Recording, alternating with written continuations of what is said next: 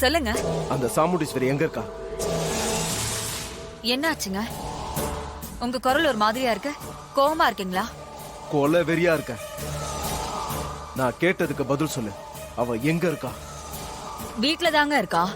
ஆனா இன்னும் கொஞ்ச நேரத்துல செங்கல் சூளைக்கு கிளம்பிடுவா. சூளைக்கு போறவ உசுரோட வீட்டுக்கு வரமாட்டா.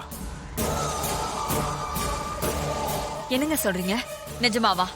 ஆமா. இனிமேலும் அவளை விட்டு வைக்கிறது நமக்கு தான் ஆபத்து. என்னங்க சொல்றீங்க? ஆமா. அவ உயிரோட இருக்கிற வரைக்கும் உன்னையும் என்னையும் சேர்ந்து வாழ விட மாட்டா. காலம் முழுக்க நீயும் நானும் தனித்தனியா தான் வாழ்ந்து சாகணும். ஆமாங்க.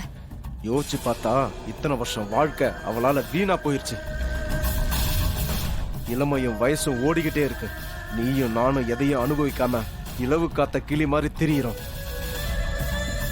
ஆனா அவ பிள்ளைங்க புருஷன் குடும்பம்னு ரொம்ப சந்தோஷமா இருக்கா. நாம இத்தனை வருஷத்தையும் தொலைச்சிட்டு குழந்தை குட்டி எதுவும் இல்லாம பெருமையா வாழ்ந்துட்டு இருக்கோம். இதெல்லாம் யாரால? உங்க அக்காவால தானே. அவ உயிரை எடுத்தாதான் நாம சந்தோஷமா வாழ முடியும். நீங்க சொல்றதெல்லாம் உண்மைதாங்க. உங்க மனசுல ஓடுற அதே வெறிதான் எனக்கும் இருக்கு. நான் மட்டும் என்ன இங்க நிம்மதியாவா இருக்கேன்? நெருப்புல நிக்கிற மாதிரி வாழ்ந்துட்டு இருக்கேன். சீக்கிரமா அவ கதையை முடிச்சிட்டீங்கன்னா எனக்கு சந்தோஷம்தான்.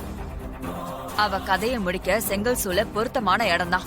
அவ மட்டும் தனியா போறாளா இல்ல புதுசா வேலைக்கு சேர்ந்திருக்கானே பாடிகார்ட் அவனும் கூட போறானா?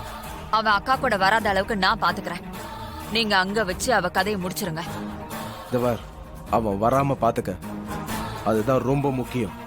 இல்லனா கோயில்ல காப்பாத்தின மாதிரி ஏதாவது செஞ்சா மறுபடியும் தப்பாயிடும். புரிஞ்சுதா? இல்லங்க, அவன் கண்டிப்பா அங்க வரமாட்டான். அத நான் பாத்துக்கிறேன்.